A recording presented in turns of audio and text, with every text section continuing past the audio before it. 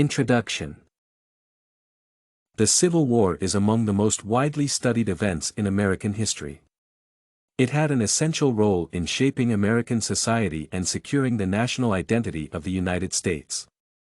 The Civil War began in 1861, shortly after the inauguration of Abraham Lincoln, and lasted for over 4 years, leading to thousands of deaths. Although the primary cause of the war is believed to be the controversy over slavery, the events that led to the war are rather complex. Based on the analysis of these events, the Civil War could have been postponed, but the conflict between the southern and the northern states would have resulted in war eventually. This is evident from the discussion of the economic and political problems that contributed to the Civil War. Economic causes of the conflict. One of the primary causes for the conflict was the differences in the economic development of the North and the South. According to Davidson et al., the economic changes that came with the fast development of a railroad network had left the southern states in a dependable position. As a result, southern states capitalized on cotton production, which required cheap labor. Additionally, the decreased rate of immigration to the southern states increased their reliance on slavery. Although the prices for slaves grew during this period, there was no other option for farmers to continue developing the cotton trade and other agricultural industries without slavery. The abolition of slavery would have contributed to their unfavorable position compared to the northern states. Hence, when the debates over slavery sparked before the Civil War, it was inevitable for the Southerners to object to the abolition of slavery in their states. From the political viewpoint, what made the Civil War inevitable was the imbalance of power, which caused the southern states to feel threatened. According to Calhoun, the people of the southern states believed that they could not remain in the Union consistently with honor and safety. Indeed, Davidson et al. Note that the Southerners feared that the North was using its power in banking and commerce to turn the South into a colony. The pattern of industrialization and the trade relations between the North and the South, with the fees and commissions that benefited Northerners, largely shaped these beliefs.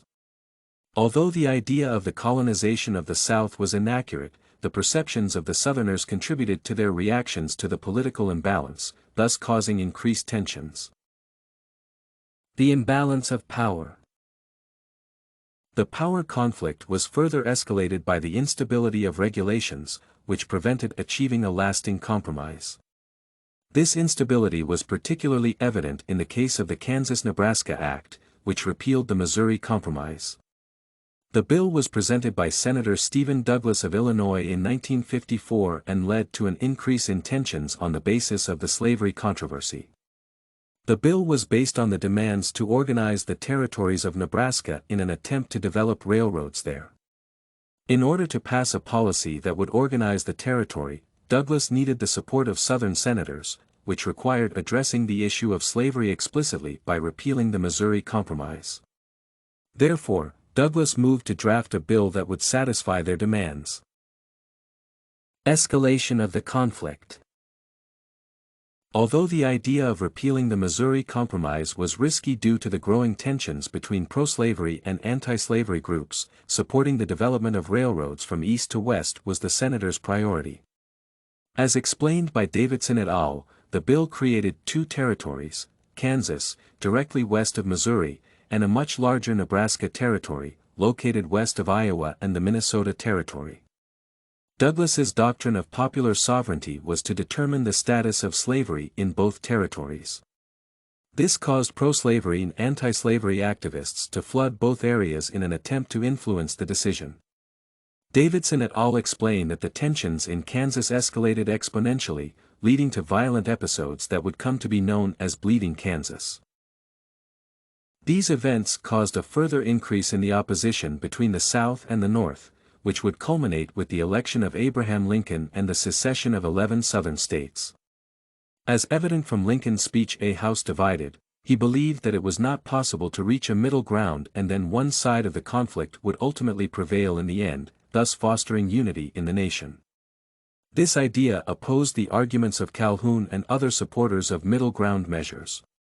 The election of Lincoln as the President of the United States thus meant supporting the idea of bringing resolution through a crisis, not compromise.